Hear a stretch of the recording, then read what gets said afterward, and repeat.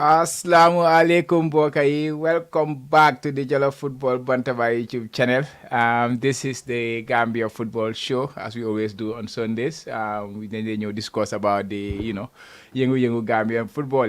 Now it's just 1 week away from the AFCON, less than 1 week I would say, just 8 days, because we play our game Monday, the following Monday after tomorrow. So yeah, we have loads to discuss, guys. We have loads to unpack. The boys are in camp currently. This week there was a big press conference in GFF. So yeah, but because no one say thumbnail with that, guys. And no one say training pictures in the camp. Boys yangi in positive mood. They are going into the AFCON. If you listen to their interviews, they are all geared towards it.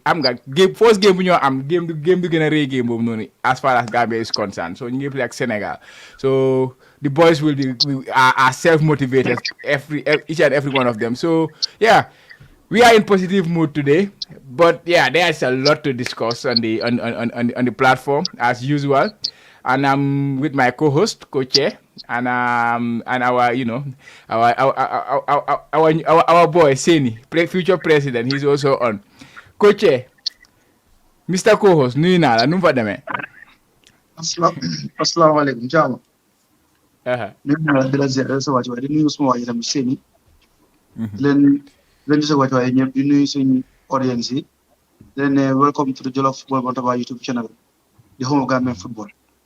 Ñu waxtaan tey nag si beneen Gambian football show. Kon ma gisee ne rek I'm so excited. Dama doon recharge sama batterie bi fan yii yëpp. Fi mu nekk nag maa ngi fresh. maa ngi active. Waaw maa ngi kontaan. Leen jaajëfal kontaan de.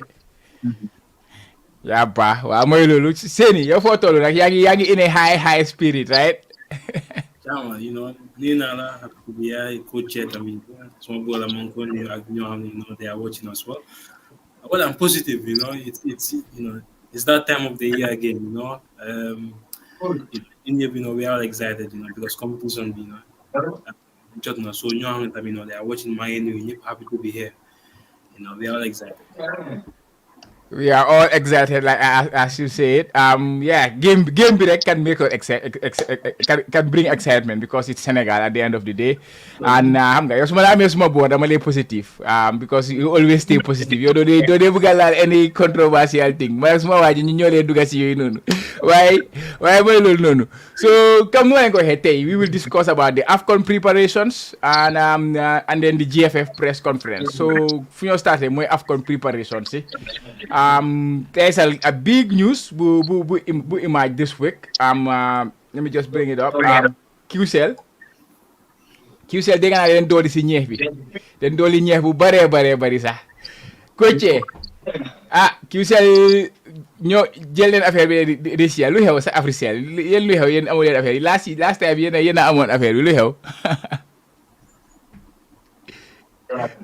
Caama jërëjëf Caama bàyyi tooñ loolu ñoom na nga wax gars commercial ak gars coopérative man maa ngi technical so technical side bi waaw waaye daal gis naa ne for the past 8 years yëpp AFCON have been the partners. I have been partnering with the GFF, understand, and most because Musa Sisi is there, understand, because we know Musa Sisi is very connected with the GFF, understand.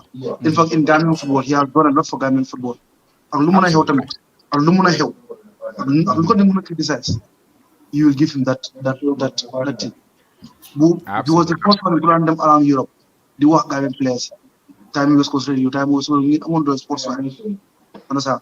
So many Gambian players in Gambian tay you would have one in time when you play the Gambia. Understand?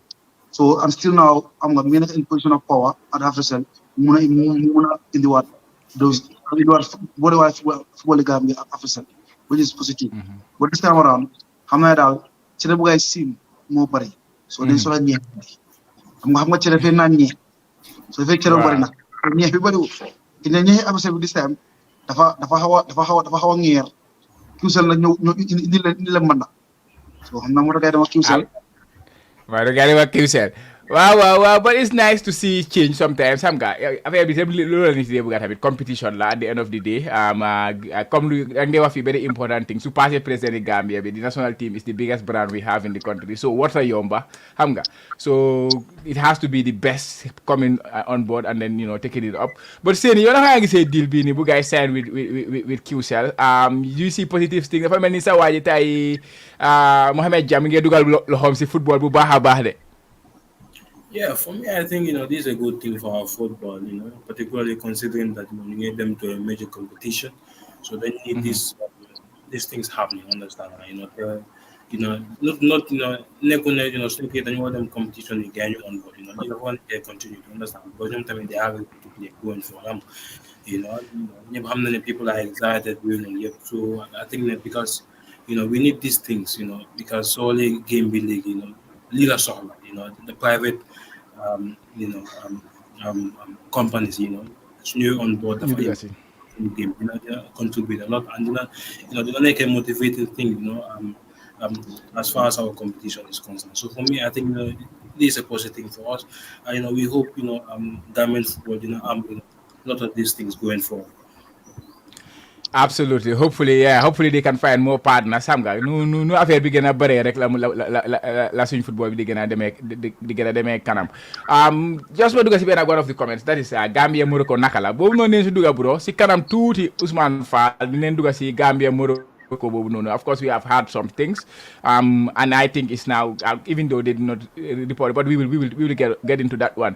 But the next thing lu ma bëggoon ñu waxtaan mooy QCell like it's a wonderful welcome for QCell ñu amee team bi and hopefully it can be very dina may boy si daal in terms of like at least mu jig leen daal QCell nuñ demee ni mu jig AFCON jigoon na leen last time to be honest because dem nañ ba quarter finals. Hopefully QCell tamit can replicate the same success bu AFCON amoon during this time. Next one lu ma bëggoon a wax ci mooy okay Che wait you want to add something on that QCell one bi no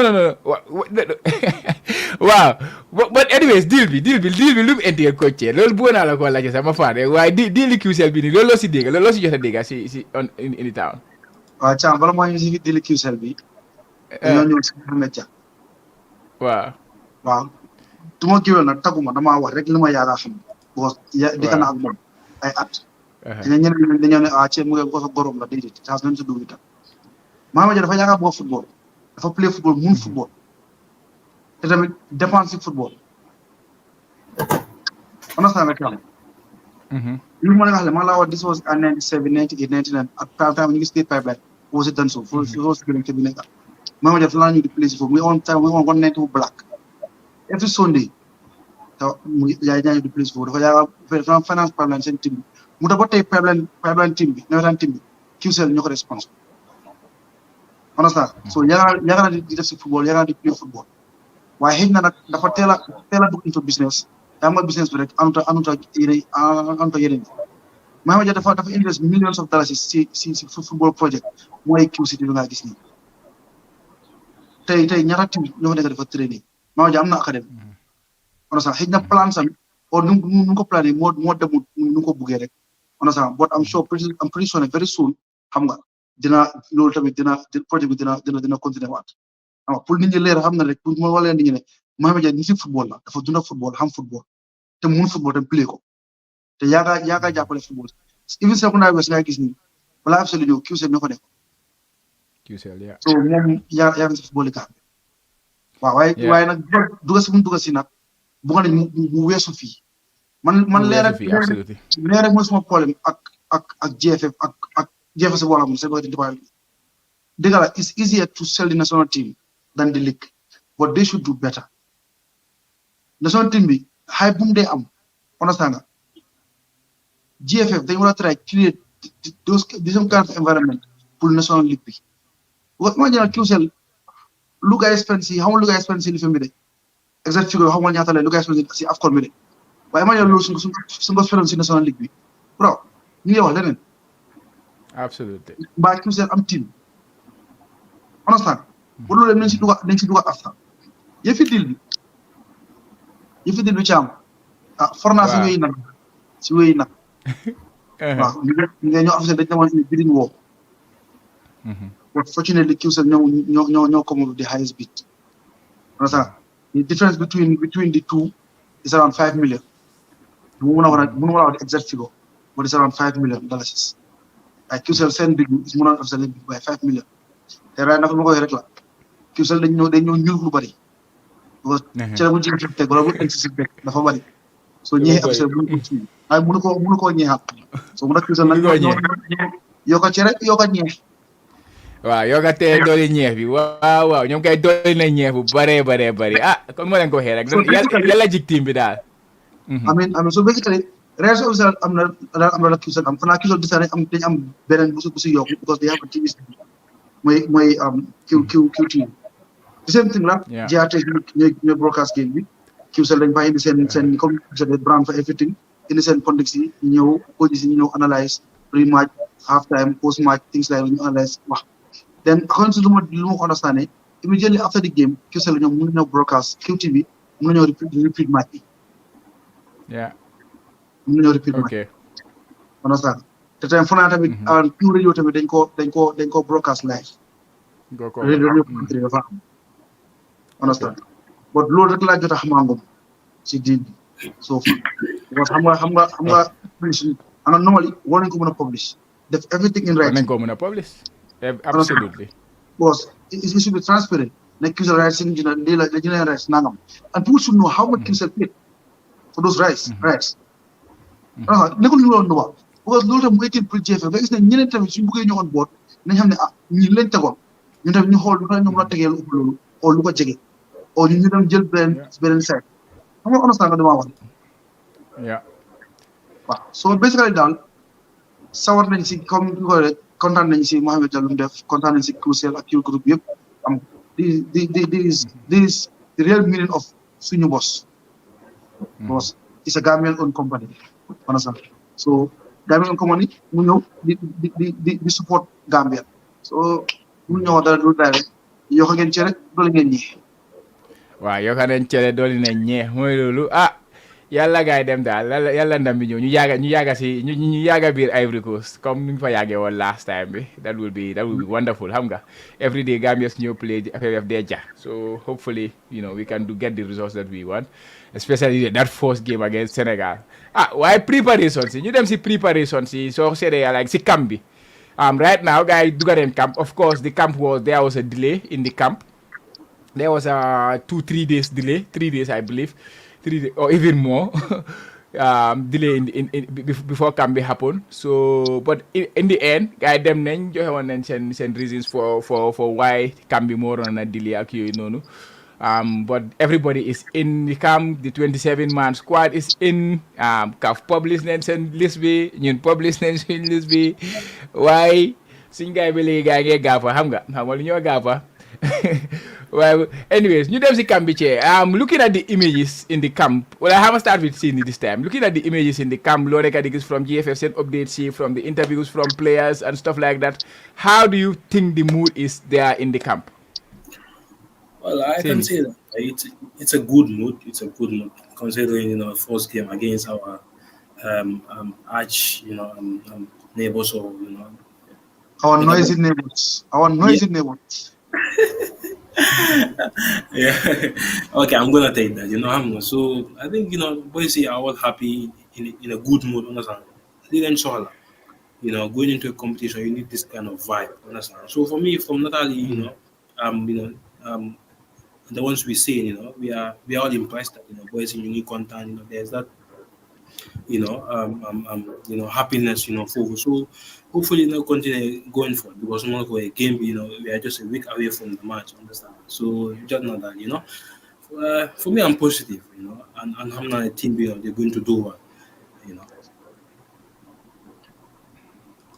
Definitely. Coach, sa waa yaa ngi score foofu benn goal si training ground bi Alisson gis nga goal bi mu dee score ak left foot bi si top corner man foofu yaa ngi ko mindi la sax nekkee Alisson la waaye camp bi is looking good daal to be honest mood baa ngi over cool boys yaa ngi xam nga Chama lu ma ko bokk ak yow tamit day bokk ak man Chama boy dama gis gars yi post ko ba dama ko romb rek si post yi di post ma ko sax actually waaye dama ko caba sa waa def naa kii bi song nga ko post man lu ma gis lu ma xam lu ma dégg si yow ak yow seeni sax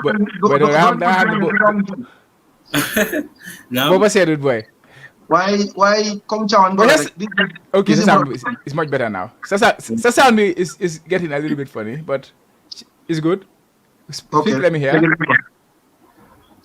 Yeah, guys, can you hear us check properly? Say the nakala sound mel. Is it good on your side? It's breaking. I'm not getting him clearly. It's breaking.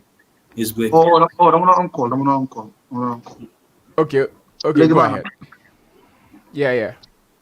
Wow, comme li moy campaign lila because campaign pour nga sori noise from the outside understand ngeen am one positive energy am nga nekk around the camp ku nekk gën a xamante gën a build relationship xam nga loolu productivity bi la rek understand because leen tamit xam nga am na team bi like suma jumut last AFCON bi I think 6 players rek ñoo ko manqué if I'm not right if I'm not wrong so which means that basically the entire group most of them they know each other understand so that makes it positive understand. Yeah. So anyway, we are seeing videos from the GFF media. Also, we are seeing drills. We are seeing pictures. We celebrate. We are seeing everything. Everything is positive so far. Understand? So, you learn about this, understand? Wow. I lay the Bugana Digane come. Hey, I'm not. Understand? Come. You get the Fatakul Alice, Fatakul Omar, Kinigan, Asansi, and Semer. Understand that ne boy bi yo dem kaf kon nga ma takule ni lolou bu ko gis man lolou dafa ma day ni understand parce que lolou mo no it has to be no achama to be honest it might to others it might sound funny but for me I like it competition there because ñun amu test game so we have to be competitive in training ground understand this standard should competitive training okay understand wo mo ñu gagner de waye dafa wara metti understand? Wow, what's your madam? Yeah, like we have to fight for the position and stuff like that. That competitive edge. I understand what you're talking about. But hey, come no go ahead. Don't hala lifin. And then they go jere wrong, but I get it. But anyway, all jokes aside, but to be honest, not what we are seeing is very positive. Long may it continues that, inshallah. Absolutely, long may it continue. It's really nice. Acha what told them gis ngeen naw yu bax tollu ma ko gis mi ngi fly waaw ma ne ma ko gis mi ngi fly gis naa boobu noonu mi ngi jël air Jordan la nekk ay def noonu xam nga no it's all positive man. Yeah, but it's all positive. Look at the interviews. Xam nga ñoom Ibu Touré, I saw the Ibu Touré interview, saw the interview with even Bamba Lai. Wow. Xam nga even Omar Koli sax def na moom tam benn gars boobu fa naa jeex dañ ko post in writing. But everything they are talking about is positive and everybody gonna get the results and stuff like that. I think it's a healthy camp. Lu ñu mën a wax yëpp waaye camp bi moom I think it's so far so good. The only drawback bu ñu am si camp bi so far moo nekk bu ñu am si camp bi I would say is the delay. That 4-5 delay, and that has nothing to do with the people in the camp. It has to do with the organizing committee and whatever is happening there. That's why everybody is asking about the Morocco game, because according to what we heard, the Morocco game has been cancelled. I think it was supposed to be yesterday or according to the Morocco date you guys set on. So game will then go cancel. Yeah. 7th like I was. Yeah, it was supposed to be 7. That was going to be today, right? They were supposed to fly to Morocco and then fly to Gambia. But of course, with the GFF we have, with the authorities we have, communication is there. Dafa nekk seen ayun si torop daal. Nu guys they communicate ak people they represent ayun si side boobu noonu. So we don't know exactly what happened in that. But of course, reports there. Gamfood post nañ ko ne game boobu noonu dañ ko cancel. Ak gis naa ko reports from other places, and I think we can all agree ne game boobu noonu cancel nañ ko do happen because time passed now already. So anybody who is asking about the Morocco game bi dañ ko cancel, it's very disappointing to be honest. And I think ahead of the African Cup of Nations, personally I had this fear that we will go into the African Cup of Nations without playing. It's not that I was wishing that will happen, but judging by what we have been doing in the past in terms of how we prepare ourselves, I was not so optimistic ne muna organize that friendly game ahead of the African Cup of Nations, prepare for the African Cup of Nations. Hamga, bu lu boy si soxla at the end of the day. But it's very disappointing. Coach, eh? Wow, Chama, man nag dama si am mixed feeling. Man nag test match bi, I think baax nañu am test match, but pour man su ñu waree am test match dafa nekk close door test game. Personally, man, I'm talking as a coach. Dafa war a nekk Close door test game. ok Buñ ko télévisé. Man personally as a coach. So man, I'll have a test game, 2 test games sax. Boobaa dafa nekk behind closed doors. Understand? Only suñ caméra si ñu ko caméra film ko pour after la ñoo analyse as a team. But duñ ko génne publicly. Understand? Li dama wax lu mooy Chama Tom waxoon na ko si bi waxam boobu moom mu dafa nëbba teamam bi boobu moom waxam la. Understand? But loolu ñu xam ne loolu mënut a am. Xam na loolu lañ si ñëwaat. But like comme tactically, understand? It's not healthy. Gambia war a play a test game against Morocco. Understand? Te war a play against Senegal war ko televise. Te knowing that Morocco is a big footballing nation. It will help us, but it can be damaging. It's football. Imagine ñu dem Morocco dóor ñu heavily. Understand nga Cham? You have a very, very bad performance. Tom indi si moom war a play. Understand? Everything themselves. So Tom, within that short period of time, Tom needs to reset, if not restart. So come psychologically, Lulu can traumatize the team. They can even bring down the morals of all guys. Understand? Because at the end of the day, we are human beings. The players are human beings. They have feelings. They have families. Understand? So Mandal personally, test match wouldn't go cancel. Wouldn't go on with the test game, but it should be behind closed doors for me. But I'm pretty sure even so, guys be every course. They play 1 or 2 countries behind closed doors. And I believe that. Because most countries don't got. Yeah, absolutely. I think I agree with you on that. The closed door is possible in Nenko. Especially, I was listening to Gambia Football Fans Forum. Aziz Korin was there. Former Scorpion ku dem touch ku tax Sénégal taal seen stadium yi taal seen FA beeg yooyu noonu moom la de Aziz Kor la de so boobu noonu moom Sénégal lu leen nee wax waaye Aziz Kor la leen taalloo seen place yi so maa ngi ko dégg mi ngi wax si ñoom Habib mi ngi wax ne mi ngi dégg na ne they will have a test game in one of the I think it is possible na gars yi am nañ test game in closed door xëy na di nga ko communiquer di ñu ko wax but xam nga you can even tell people at the end of the day you can even tell the general public what okay we can accept ne hey okay mun nga wax ne okay maybe Sénégal nañ fa am ay spy or stuff like this or like which I'm not sure nag they will go to that extent but you never know football la it's possible xam nga just that communication is not there for us. But I'm pretty. Chawa, if you spy, Chawa man me Gambia man. The more player, so how many am test game or they free up. The more them, why am I limit? With them. Test games, no Niger. The more offended, man, I do it. Because so how many team we have player? That's very difficult. It's easier to prepare a game against Barcelona than prepare a game against Washington. But absolutely. What I'm saying. No. It's absolutely true. Man, yeah, remember time coach Ndoye qualifier rounds. My dem be back what ya one team len player. Dem na fo di wori di dem seen team boobu noonu seen training yeeg yooyu noonu. Te nawetaan qualifier rounds rek la woon. Yeah, I understand. But hanga suñ gars yi moom mooy loolu. Ba seeni. Yeah. Waroon nañoo am benn game de xam nga. Like at least nan leen am game bu ñu war a am biir Gambia exhibition game boobu noonu balaa African Cup of Nations bi anything gars yi wax nañ dara si loolu noonu because gars yi nga doon plan exhibition game su ñëwee Banjul.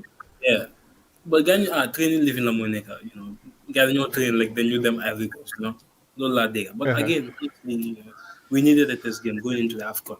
A couple of countries are doing so. ñoo xam ne ñu ngi play ak gars yi Sénégal su wala ñu war a am test game understand so ñun tamit we could have had same ñoo xam ne ñu mën a xam suñ where our strengths are going forward because competition is going to be a tough one for us understand so but again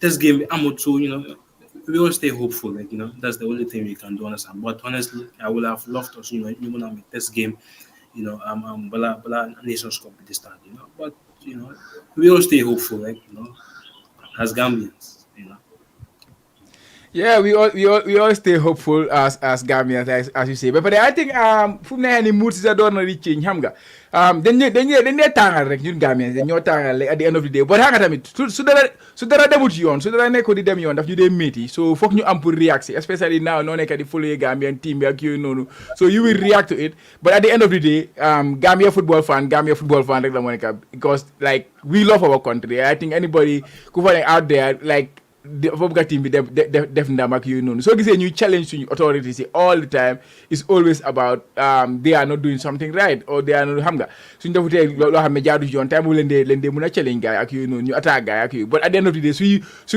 luy jot na balaa gannaaw dee rek we all get behind the ball su gars we wanna see them win at the end of the day xam nga absolutely.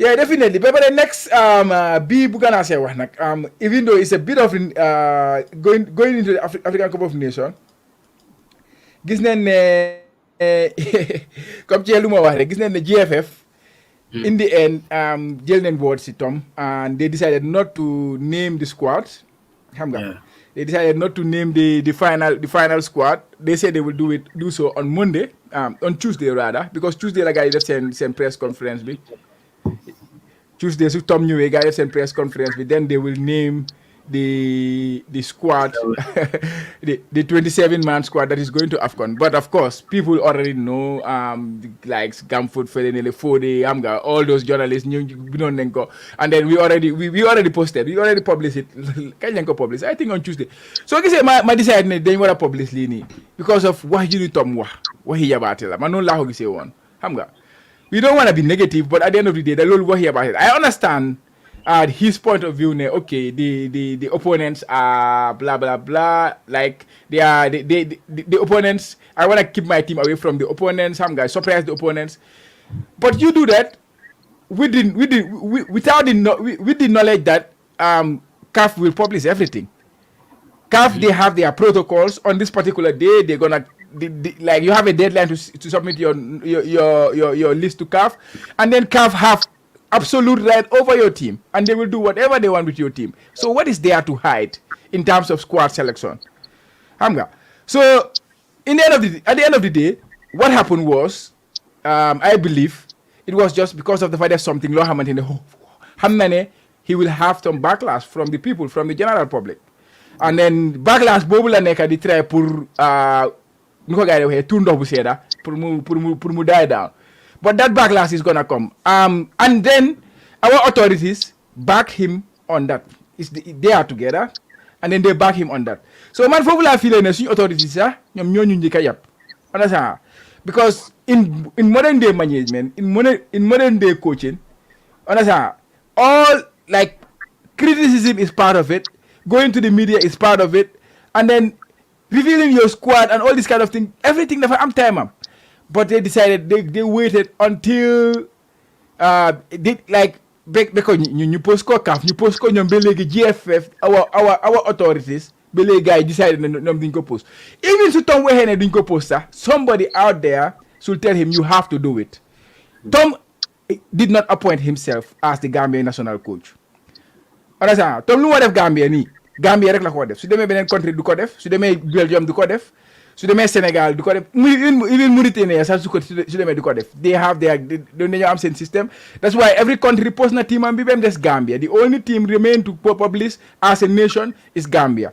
Just to add another layer of wax bu bari see from people man yi daf ma over na xari because defoon nañ ko si under 20 bi World Cup bi gars yi postuñu woon team bi we were the first one to publish that one and then loolu noonu at the end of the day lu mu leen def daf leen make them feel bad because guys yi nekkoon di ros after pour ñoom tam ñu post ko guys yi ñëw defaat the same mistake so I cannot understand how the same people can make the same mistake over and over again understand like comme ni ko kii de waxee naka Einstein xam nga léegi-léegi ma ñëw ko si seen if you are doing the same thing and then expect different result like yow wéruloo so like in that way la ko waxee daal because ma ngi la ko wolo understand so it's kind of it just baffles me how they keep doing these things, and then who is there to challenge him? Because basically team manager Cho Monica the manage team, I don't know na momo am right woman. Technical manager mingi fofu nonu. Ibu Fai, whatever he is, vice president, but he is also part of the technical team. All these people, and then get them to top Kaba, everybody, all these people, different ranks in it, they could have put a stop to this. But Tom decided no. Somebody should have put a stop to this. But everybody have a table of okay, Tom Lola Buga, Momo coach, look on the def. Yes, coaches live and die by their decisions. So Tom a limo decision. It's okay, we respect the decision at the end of the day, but he has to live and die by that decision, and then people have the right to criticize it, and people have the right not to agree with what he does. Like I'm angry a lot about this, but I'm over Nahari. More than was too much about it. Coach, what did you make of this? And yeah, go ahead. Chama, this is what I do to my respect. Muy GFF, muy Tom, dañu war a respect Gambian population. Ku nekk dafa am loo moom. Arna mu mel noonu. Ñëw dañ jëga si family, am ay parents, am ay njaboot. Waaye ku nekk si kër am na loo xam ne moo ko dafa ko nangu. Gambian public bi, we are very attached with the national team. The list that you can do for the population is nga wax leen this is final score. I'm going to take Kendu Kasne, Tom Gambia, in the training Gambia. Come videos of training, come the guys tactics you guys use. Tom Senior trainer for what training behind closed doors. They can go now because low time more common. Understand? Tactics we could build a book play. So go near move also the book lol more common. Why not squad build a pick? Lol more go. Lol Gambia in your com. Was I don't Gambia no fanica. The lol Amudara Lumko ya see Tilgam. Hamba. Man, sometimes is it the problem? Is it Tom or is it the federation? Can more ham ligam, Sinomia? Sometimes Lola let a question. Because the federation should know better. Understand? We have technicalities in certain things. Understand? And we also have other things. Lulu is not technical. Tom's area is technical. Let technical deal with technical. But media departments, they should do. They should have access to do what they have to do. You understand? This is why we are also attacking the federation. Understand? Because of the media department. Because non-time they follow protocols. Bagol Kamara being the head. Understand? Non-time the farm superior, and his boss is the general secretary. So Kumura joined the approval for more Understand? Because let's be realistic. I'm not the moon code without the approval of the SG. Understand? Yeah, if not quality amount of it, because it take more than blame because they don't throw protocols. But amount of it, I'm going to watch. Understand? Amount of try. I'm claiming your hand. Right on the Mumura General Bopa. Now, guys, I'm the media officer. I'm the head of communication. Understand? These things should go out very early. Because you are by coming that's onto the workable. The government need to undermine. So many people they could attack. You go Jenaba Kuyate, you go different kinds of names. Because of that, they feel he's incompetent. Because at the end of the day, the blame goes to him because he's the head of communication. Mountain Mora stand firm. Guys, look. Mulena to have Oroja Lam and to get my by one of the small again. Understand? Team news, squad, then call it a release. Understand? Momuna will have Tom direct. So Tom say listen. Let me just CC correct. Muteval flag release ko. I understand that. I feel they owe that to the public. Understand? Okay. But why Kesa Island Osmo team back won't open that's some players has nothing to do with your tactics. What you can hide as a coach from my tactics. But some players, bro, come on. This should be very easy. But when the players you have they go release. Like you have players come ordinary la. Only talent set pour deadline pour living go. Like I just look at that as an insult. Like dafa nekk di player ñi jànguñ ñi fa mel ni dafa jaafee Gambien si daal ñi ay dof leen ni loolee wax rek gars dañ koo jël dañ koo góob. So loolu moo si gën a naxari Saaga la. lu ko tom lu ko Abdou Ngaye bi wuro la du tom GFF la. No, definitely. GFF la lola. Ñu Gambians. Understand? So ñoom ñoo war a wax tom na you know what? Lii la. Bu na am na benn wax mo last time which is very important. If you are a coach, it's important. Comme nga dëkk fi nga coach. Pour nga xam the mindset of the people that you are dealing with, it makes your job very, very easy. So gisee Gambia like ba léegi foofu ñaata la fi foofu jógee si 2009 la fi foofu jógee almost 13 years now. Gambians still now they are still talking about Pol Pot because he has that relationship with the Gambian public. It's very important to build a relationship with the Gambian public. Understand? Comme na loolu mënta am te every time he makes matters worse. Come on, so it's crazy. Yeah, but anyways, that is the squad. Confirm. We got the confirmation from CAF definite confirmation be. Because guy released an list be. So any surprises?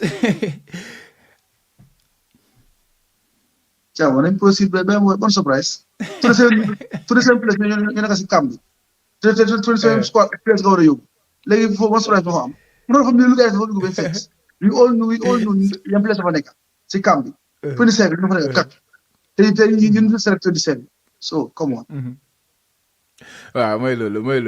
Why? Yeah, it's 1 week away from the game, and yeah, we will, of course, whoever is gonna put on the jersey and be in the starting 11 to play against Senegal, we're gonna be, behind them. But lii leen bëggoon a génne si suñu chest rek because daf ñu naxaree trop suñu gars yi du dee jox respect because at the end of the day comme ci lu mu ko waxee Gambia football Gambia national team is owned by the Gambian people. The team is not owned by GFF. The team is not owned by Tom. So na gars jox nit ci cër won leen loo xamante ne ñoom ñoo ko moom ba pare ñu bàyyi di ñu si lay di ñu si dugalal ay lay bu nga ñoo jaay dof. But mooy loolu noonu.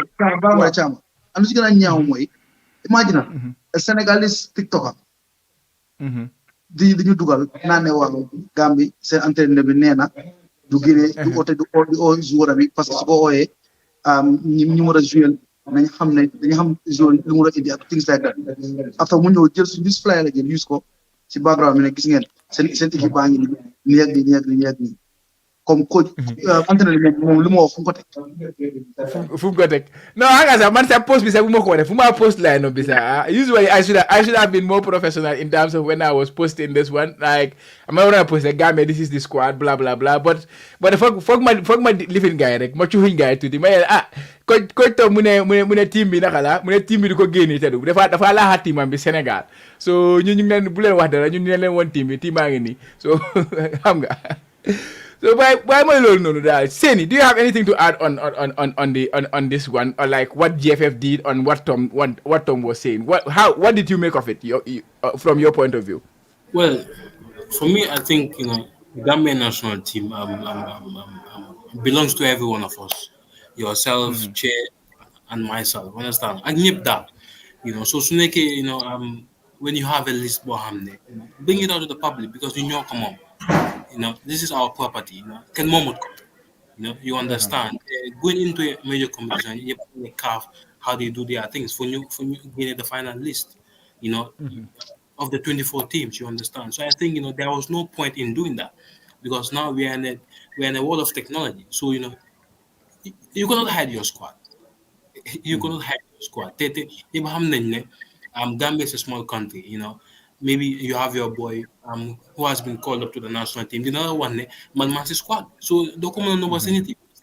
So when I think we have to be honest in our dealings, there's no need to hide our squad. This thing wouldn't help us. They not bring more things to Hamden. They not disrupt the team. But since Hamden, this is the 27-man squad. So Tom Delaney on 9th of January. I don't think that was even needed for him to come and give his squad, to the public because we have how they do their things. But again, hopefully, we learn from these things going forward. Because of the importance of we have to be honest in our dealings. Because national team, Gambian see Nyokomo, Gambian team, so come out to the public, tell us the reality. So man, no longer say that.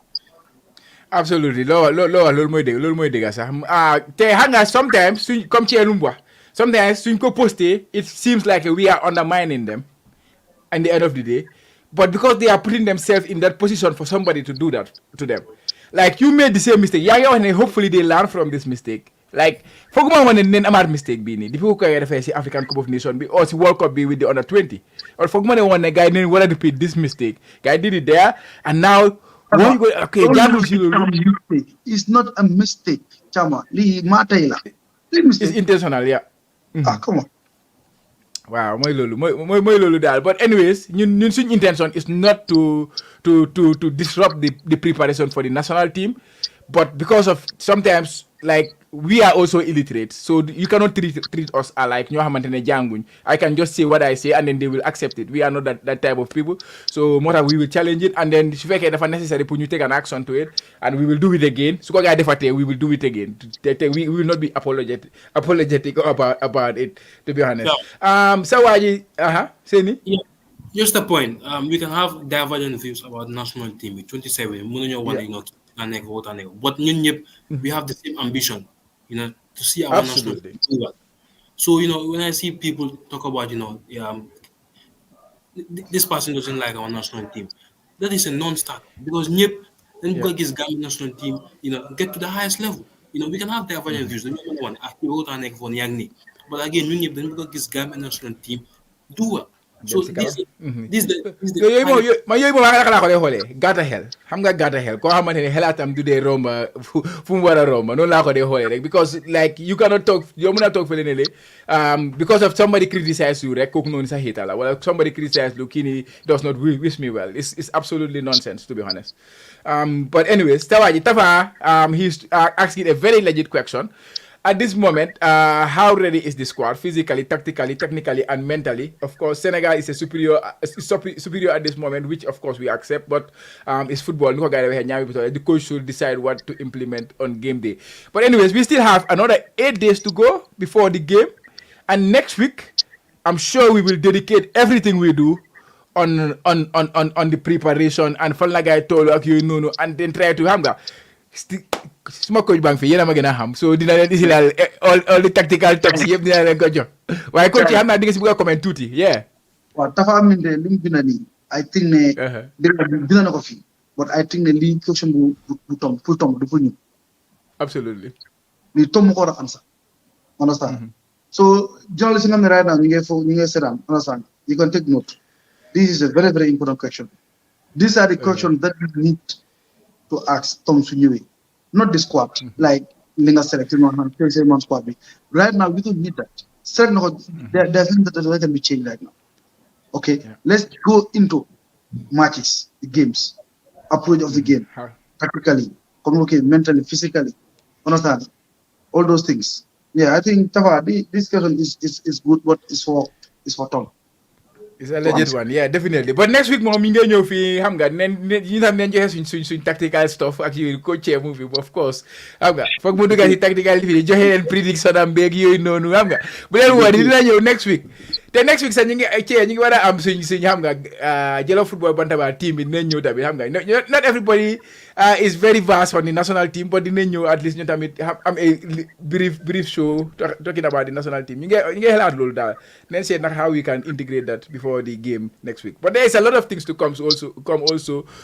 During the game day we have the live watch along and all those things. But all those things, check out our socials. We will post everything on Facebook, Instagram, Twitter. You post for no. So just watch out for those things. Yeah.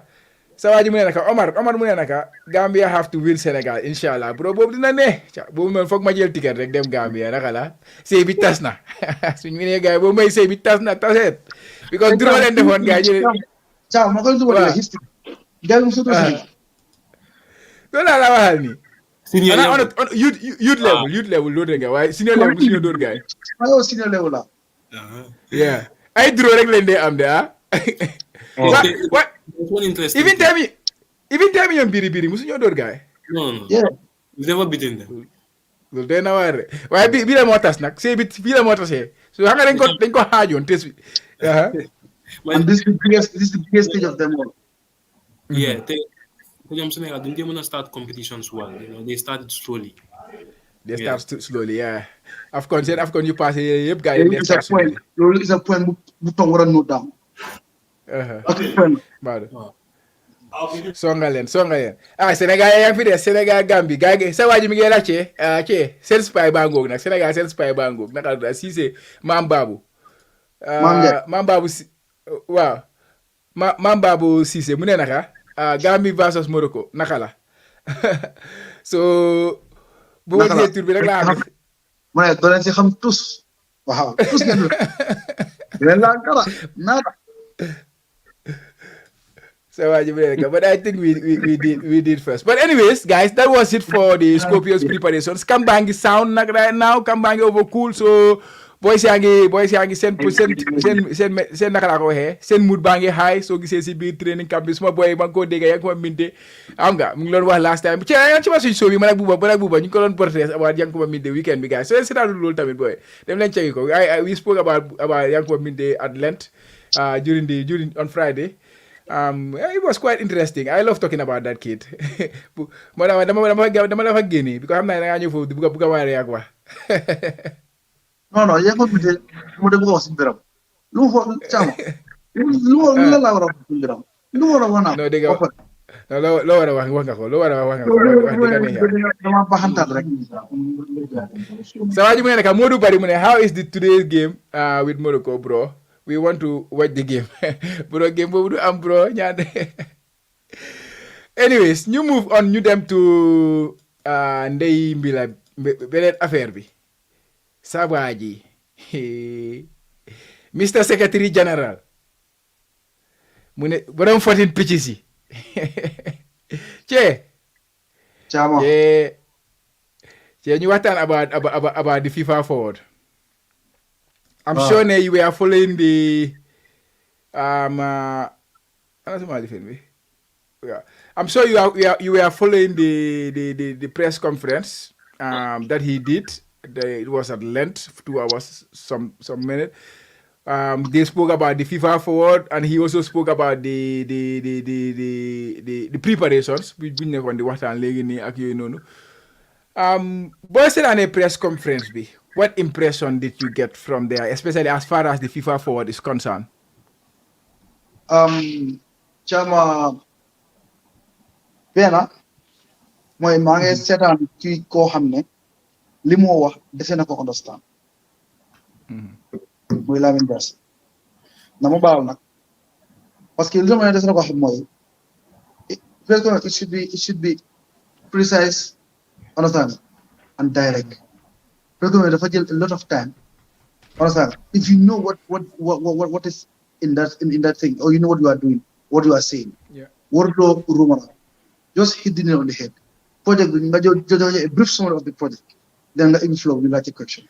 Let a question nang mo ne ko lii ak lii nga answer ko nga jeexal ko. Ki answer why finally explain xam nga contract bi sax ñu ko sign on bis nangam after we don't need all those things. That was not necessary. Understand? Just be direct and what? Not get away. Go and go. Come definitely tamit la wax tontu leen si gàttal mu gën a yomb. Waaye nekk fa di explain mu da process bu da. Leen tamit mooy our journalists, most of our journalists, they don't ask the hard question because they don't know certain things. Before a new press conference, as a journalist, what you should have done was depth research of this project because we make a whole understand. But then them for you, Lamin Dias you will corner women go you te full guy munin ci dara. Chama, they were talking about the FIFA 3.0. Started for projects didn't start from that 3.0. It started from the 2.0. So they were not only just back to 2.0. Then you don't use 3.0. But young journalists know about that 2.0. Fair projects in Foglo next. Follow commencer when you fit. Those were the failed projects. How much understand about it? Was 2.0 we can start last year. 3.0 I think it started last year. Yeah, January. Yeah, 2023. yeah. 2025. Bele 2018 la ba 6 million la woon. This one is 8 million. Understand? 6 million lañ war di ko wax. Boo project si fu lañ commencé. Da nga ñëw to nga doog a ñëw to 3.0. Understand? With 2 years rek la amagut. Basically dafa mel ni daal mun naa wax ne 4 million lañ spend mu des yeneen 4 million. Understand? So those were kind of things so xam ne la woon waaye man dama seetaan tuuti am nga ma mujjee génnaat. To be honest dama ko fende because waste of time la mi lu doon explain foofu noonu yëpp about the projects lii mooy lii man waxoon naa lu bu yàgg.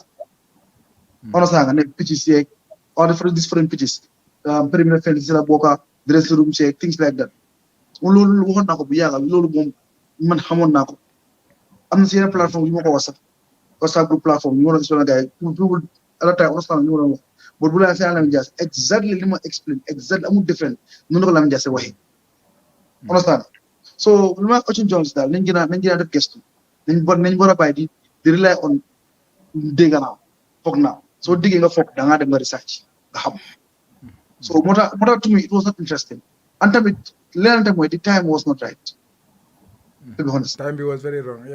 Yeah, whatever we are doing right now our Gambian football should specifically be our national team. Kese.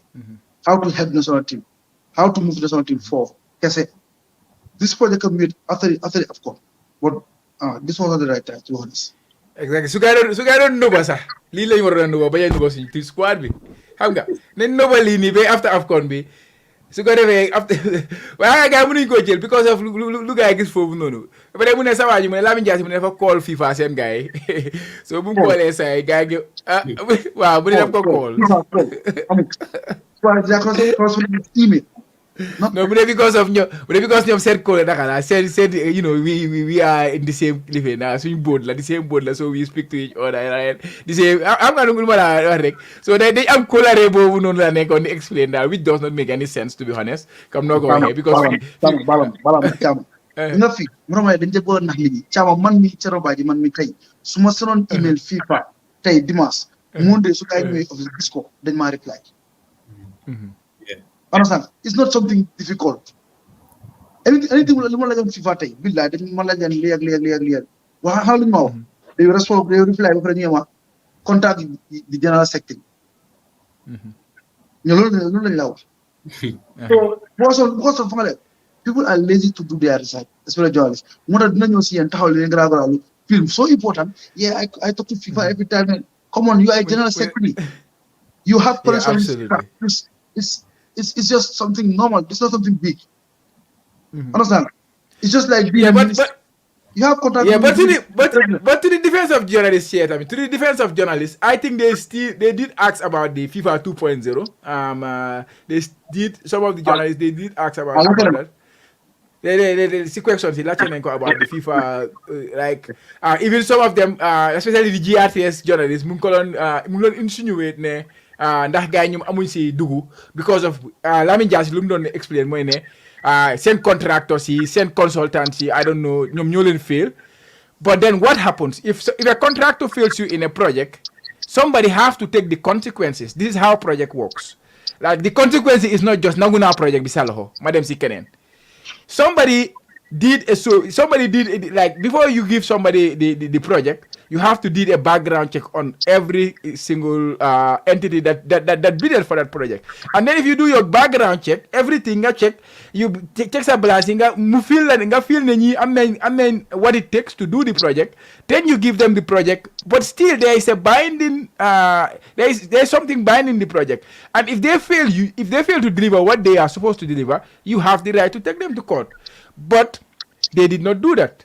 They just say gars dañ ñu fail so fail nañu pare nañ si léegi ñu jël ñu nangu suñ project ñu dem jox ko keneen that's it. So who takes the blame? Who takes the consequences? It's not GFF taking the consequences. It's not the project owners taking the consequences. It's not the contractors taking the consequences. Why? Chama foofu nag yaa ngi la lu important. Chama gis nga fii nag laay blame stakeholders nag fii rek laay na blame. The issue with this federation, with me and problem of federation, the constitution of the federation is not right. loolu lañu war a am pour change. Understand nga? The fact that this constitution still remains as it is, the only stakeholders have the right to change, to amend that constitution. We will still be here. More reality. Understand? Then you wanna constitution dafa dañ ko imi bi nga xam ne National Assembly bi. Understand nga? Police or law enforcement bi war nañoo mun a am right to go over the books of the federation.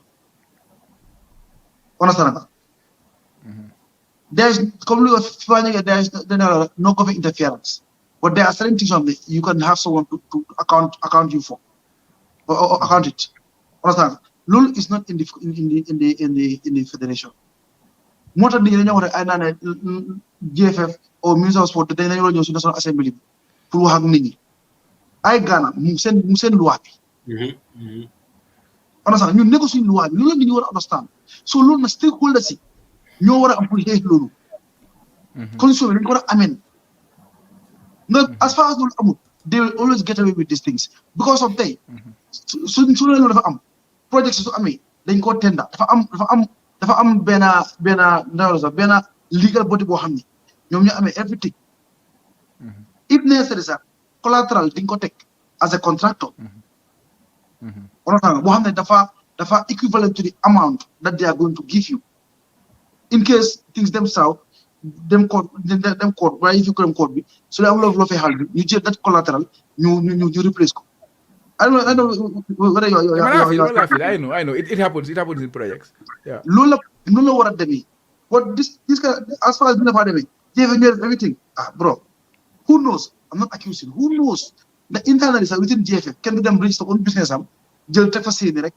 Nem say more figure more business. Account be more say your access to the account. New York. I'm bidding. Everything is possible. Everything. You have to protect yourself as a if you have a project and you have to give it to somebody, you have to protect yourself so you don't make a loss. Don't lose anything in that project. Wala sa waji GRT bu ko way GRTS bi waxé né ndax yeen amul len dugg ci ron sax ci biir project bi ku ne ko demal isi ñu proof. So mu mer na dafa jël xol ci koku bu mu ko waxé loolu nonu. No, I think Chama. Farmer, I think Farmer Baji, right? Farm. Yeah, farms like the question buba but dim ko frame more wrong. Yeah. You don't team ni kina ko dañu ko kipa. You don't do that. Well, don't. No, you don't do that. Yeah, definitely. You dream ko. Ngale, bu melni man solo mo la ñu la xolé man mo ro wanta. But no they know how to talk. Man so yelo man They should know. Ni nañu ko parani wa ci la di journalist. Why journalist la yeah. But moom dafa ñëw ne ko lan moo tax doon dem yóbbu gaay because ñu ngay déggal nit ñi di wax naan ne kickbacks dafay am tey you have the opportunity to clear that. Yeah. That is the reason lu tax doon yóbbu gaay ko. Then gonna explain.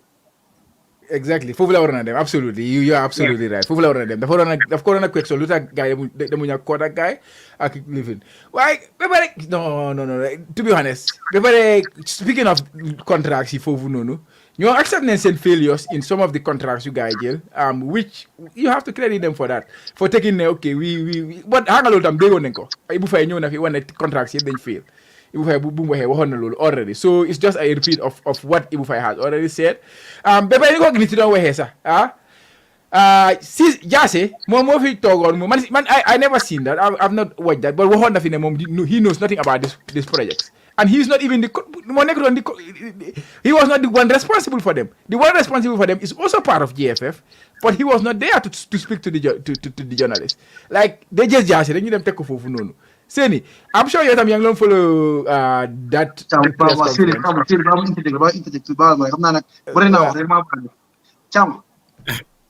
Sometimes dañ dee wax loo xam ne yaa ngi tudd sa bopp. Jaasi su ñëwee ne moom kon dëgg la dafa wax ne ma xamutoon dara si project si Jaasi comme kon dafa war a génn si position bu mu nekk.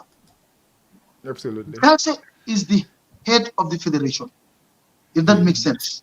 The administrative side. He is the boss. Everything that has to do with administration. Understand? Jaasi everything moom moo ko war a sign. very rare nga gis lu jógee GFF nga gis fa signature cover jaase nga gis signature everywhere moom mooy sign so everything that goes through that federation inside the federation jaase should know because moom mooy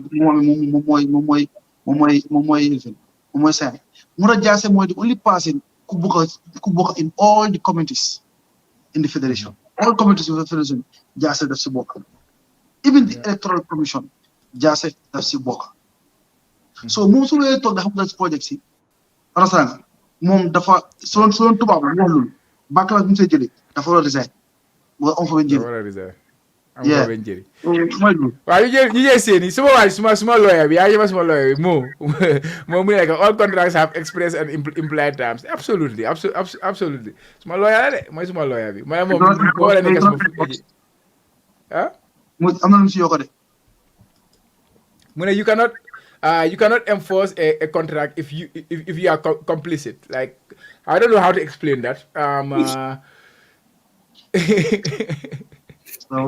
but yeah but mooy loolu daal thanks for the comments moom suma lawyer bi anyway Seni yow loo jëlee si press conference bi what was your initial impression on it?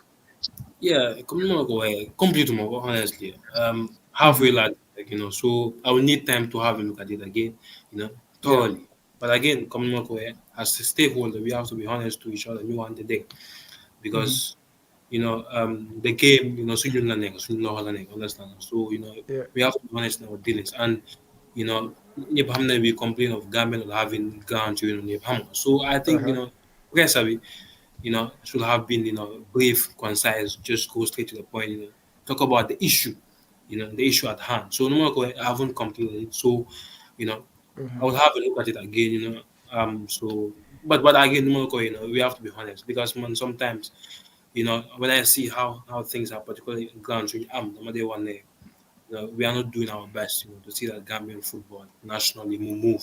Fine, globally we're doing well. We're going to the AFCON, to the Youth World Cups, but again, we have to be truthful to each other. So,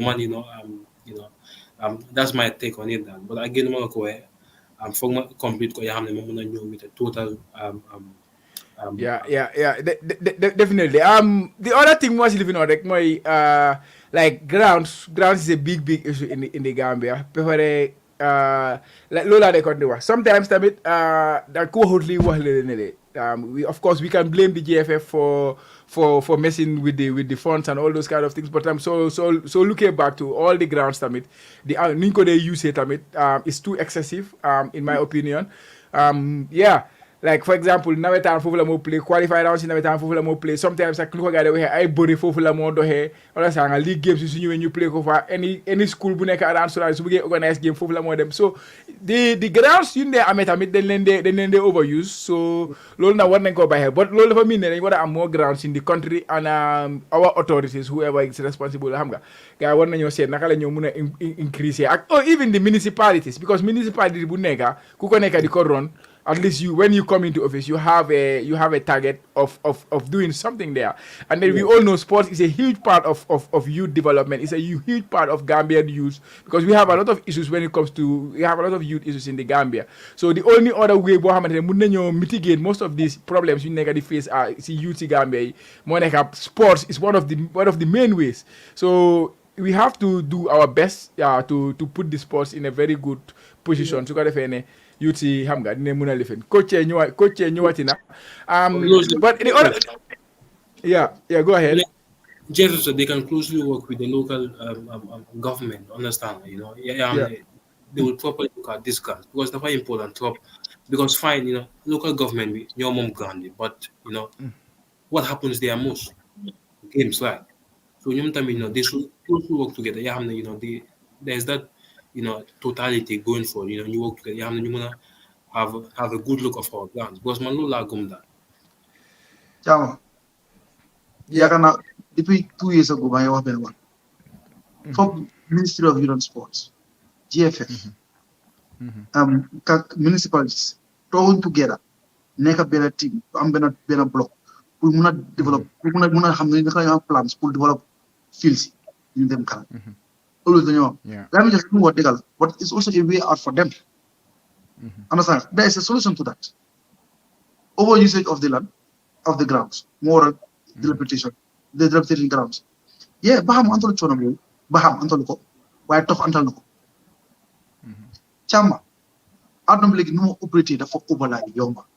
Chama, over Yomba. If I was at the federation level, okay, Bugan projects with this municipalities council, I will call the municipality. Understand that? And also the region of, for example, when you play KMC, for example, KMC, they have a KMC, we have KMC sport. On the is all 5 zones, from that body. Okay, not all with the municipality. Understand? The mayor and the CEO included. You talk, GFF, they have projects, fields they will develop. But you at our level, was zones really hard to you at our level, GFF level, you in the we have let's say for our GFF company in China, in Turkey, you know the supply to talk global comparison the them see tough. You our level, in the robot, in the tough everything. But foundation, a job is foundation we have backfill we give. Look, municipal committee, let me go you for Jolen, in the expert, layer trophy. Solution. Absolutely. We need to find solutions. And now go ahead. The best way to find solution is dialogue. Dialogue is the best way to find solution. And then the way you dialogue is not by coming with the mindset needed my hair. You come with the mindset I'm here to make my country better. I'm here to help the youth better. And that is the mindset. That is the presiding. That is always have to be. That will have to take the front seat. And then everything you have, bunem siga now. So leen jiitalee loolu noonu rek waaw. Xam nga loolu caawa loolu politique la ñoom xam ne ñoom ñu am di upper hand at the federation because tey soo waxee loolu policy nga jox 5 zones yëpp nga ne leen lii ak lii la léegi secondaire is na ñoom la ñoo def su secondaire is amee ma ngay am west amul west committee bi ñu am problème boo seen nit ñi ñoo leen attract you are forcing them to work then naka la the banks will benefit. West will go to the bank and take a loan. How much are you going yeah, I feel. Yang ibi market. That's development. Absolutely. Cham. These are the mind. These are the how do I mindset being as Gambians. Project. So many institutions you will going to benefit. Exactly. No,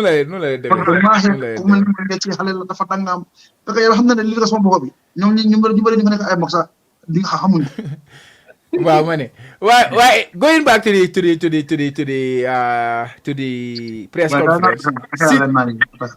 Yeah, going back to the press conference. This guy was in l'union wabe pare, CAF was in l'union wabe, or FIFA was in l'union wabe pare. 14 pitches la guy gis. La guy report, season report be, and then Gambia, do 14 pitches, 14 interventions la. So how do we remedy? Interventions. So how do we remedy this as a GFF? How many call and the guy will do it? What should they do now, and what can the journalists do to remedy this situation? So we can the GFF deal with any action. So we can go by no report be stay as that CAF. FIFA development 14 pitches in the Gambia, pitches you know and then unless guy change the policy, unless guy make FIFA you change the policy. But how do they remedy this now? How do they tackle this as a GFF? What do we have to do as journalists in Gambia? Let me go to Seni first. Any thoughts on that? Then Chem Ganyo.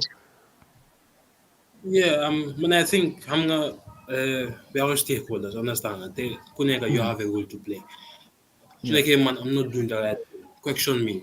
I'm a close relationship, but that shouldn't be a reason why, understand? So, let us concentrate on the job at hand. You have to be truthful to each other. So you are here to tell me the truth, or you are here to tell me that I'm not doing the right thing. That's going to help me. So I think that that has to be the line going ahead. Understand? Because public office, office la GFB, understand? So we have our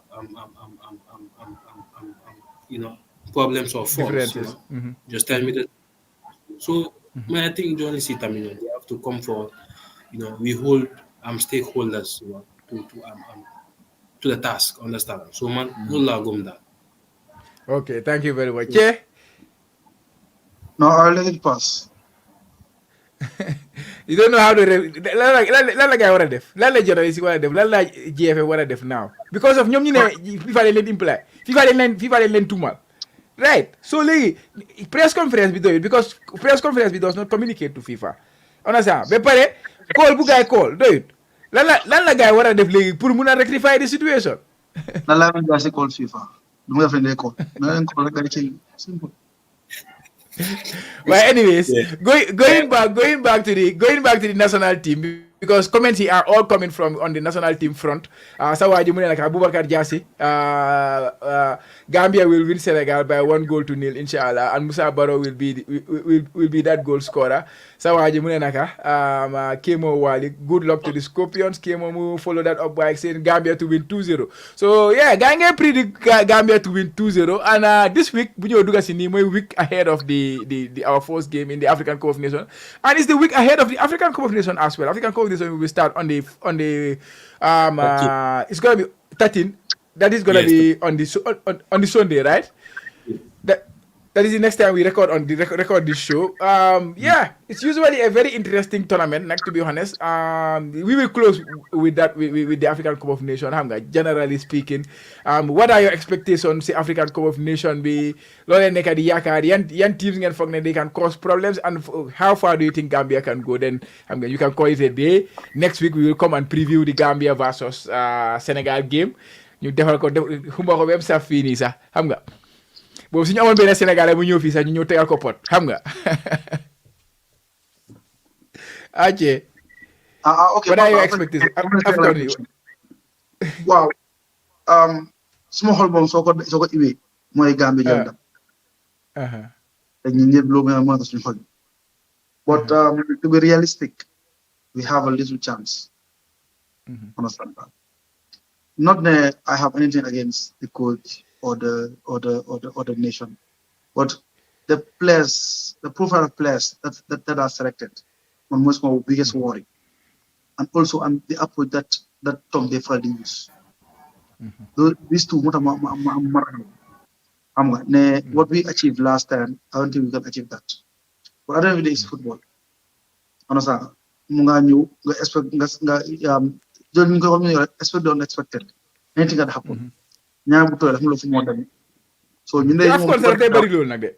AFCON daf dee bëri a lot of surprise because I think the unpredictability of the continent in terms of football more they make the AFCON a very exciting tournament. Exactly. Yesterday I went through all the national teams or most of the national teams. So top countries. I went to their squad. Because guy don't play. Yeah. Then play because guy neck. Then you can see it. Rawante bari fa de. Rawante bari fa ya. Understand? Because bari same place kana kan yepp ci dem. Understand? Kuma top countries no am nañ ay exemple ay Croatia, exemple yaangi Belgium, exemple yaangi Bulgaria. Understand? Just like our players. So you can see the level is not very good. It's very good. But it's all about the right people. You can select the right player. And that's not only what we do. But to me, I have two teams who have me in the by Mali and Burkina Faso. Mali and Burkina Faso. These two nations are one of the right now they are growing very fast. Burkina Faso ak Mali la ñaari la ñu la jëm addition surprise package. Okay, Seni nak yo helat. What are your what is your take on the African Cup of Nations? Yan teams nga foog ne they can cause shocks, and how far do you think Gambia can go? Well, to tell you the truth, this coming AFCON is going to be tough. Games here are tough that. Games here are tough. But I will tip Mali and Mali, where am I Mali? Because their nation they are on the rise. They are on the rise. They are really doing well. So I dama leen gis going far, see competition, understand? For Cote d'Ivoire being the host nation, naturally, they will have the support. Cameroon, they got a sometimes they have a scrappy squad, but they play tournaments. They know how to play tournaments. Cameroon, no mel. Okay, Gambia, I believe, crossing the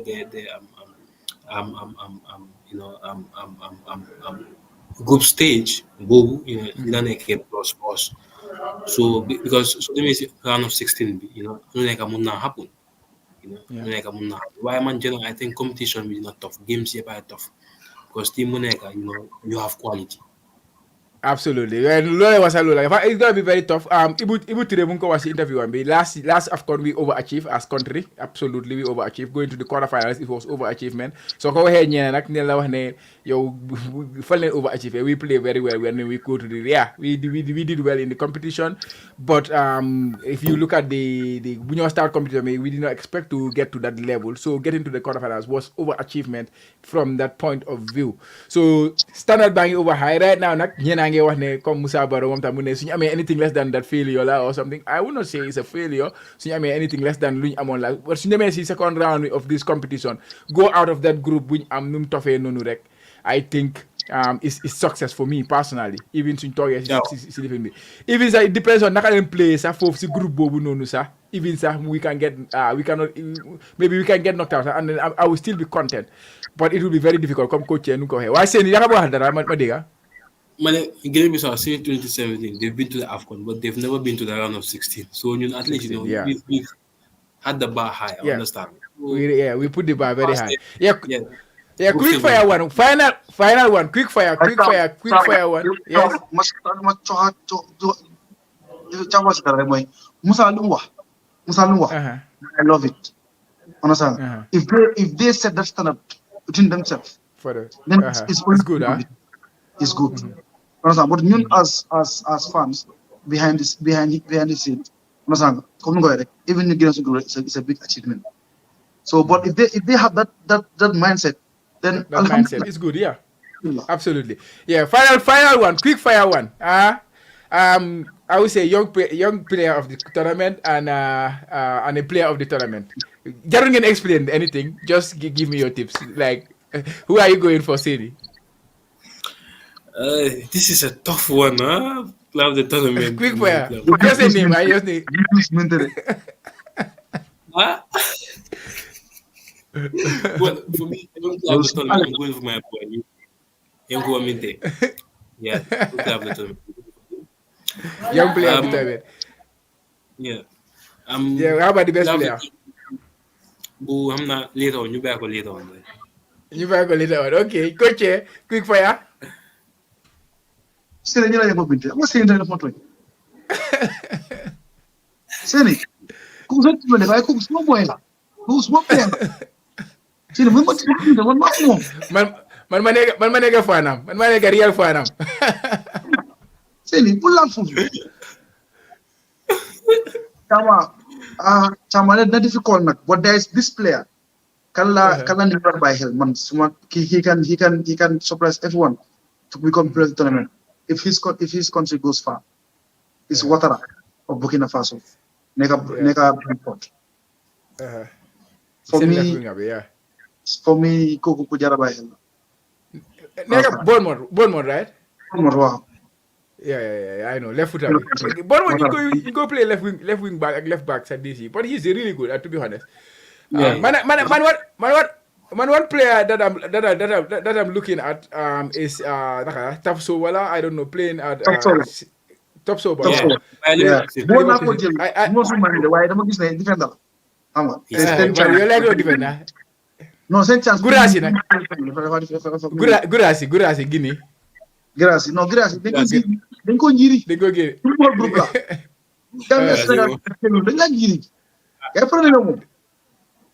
Wow, money. What is how I move for adding of course, you know, guy will play the guy go pocket. Why he's a player, he's a very good player, and the start of the tournament, you don't wanna play there. Do not play. Oh, that's a big blow for I. That's a big blow for Ivory Coast. Yeah, but anyways, guys, I think it was a nice one. I extend affair be I'm gonna dugal si chabahal si yoy nonu for quick fire. But next time na len jox a heads up. Ngeen head ah waa suma boy bi wax nga diga kudus. Wax nga diga kudus man kudus la war na wax. Yeah, Ghana is going down, bro. Ghana is not going down. Process standard with yeah, but Kudus is an exceptional talent. He's an exceptional talent, to be honest. Mohamed Kudus, he's an exceptional talent. Absolutely. Leon Tamit, he's also a talent. Nakala? Nuama. I don't know him, but yeah. No, Limon is AFCON. Like I'm telling you, ñun turi ñu no off ni yëpp soo du sax ñun duñ fa nekk yeneen dañoo toog rek gis yéen a play yu image ay xale yu ndaw image fa leen ne li doo dee xam waaye suñ boy moom hopefully at the end of the tournament everybody will kii mooy kan kii xanaa mooy African Messi bi duñ ko woowee waat Gambian Messi kii mooy African Messi bi lañ ko waxee léegi xam nga but mooy loolu but anyways coach Seni, it was a wonderful one today as usual. Let me have your final words, Seni, first, then suma waji mu close affaire bi. Well, we have this last show before Nations Cup start, so wishing good luck, ahead of the competition and Gambia. Hopefully, we're gonna go far. So content not to be here. And they've been watching, and then continue. We'll all do our best, and inshallah, didn't go. So I'm happy to be here as usual. Yes. Coach, guy, lan leen amal guy fii ba balaa AFCON bi sax ak si biir even AFCON bi xam nga ca baxal si tuuti. Because we have some high profile names coming joining us xam nga su ñoo def suñu wàcca yoon léegi yooyu noonu am na ñuy plan waaye joxe waa liste bi nañ ko génne incha allah but sa final was yow yaa ko war a wax yow lu yàlla ko bàyyi waaye man li ma ko rek mooy guys slogan bi mooy nañ yokk cere doolu ñii di wax na ñaankat nañ ñaan borom kurus yi nañ téye kurus yi borom tuur yi nañ tuur understand Gambia la suñu réew xam nga nañ yokk cere doolu ñee mooy slogan bi dem nañ terere demati nañ waaw ñu nga AFCON focus Gambia Sénégal focus wow but anyways guys loolu la leen amaloon about the list bu leen worry ahead of the suñ confirmé suñ list bi rek ña ñooy nekk si line up bi on the day we do the live watch along si watch along bi neen am pre-match build up about 2 hours before game bi di start we will be on air discussing about the game xam nga humbal affaire bi ba mu humba su ko defee watch along bi ñu def first half second half time tam ñu def analysis so there's a lot coming your way during the African Cup of Nations so please stay tuned and if you enjoy with this today please make sure you leave a like on the video we will really appreciate that and then we will see you guys again soon Seni Che suma guy déggoon nañ bi ba beneen next week inshallah. Yes.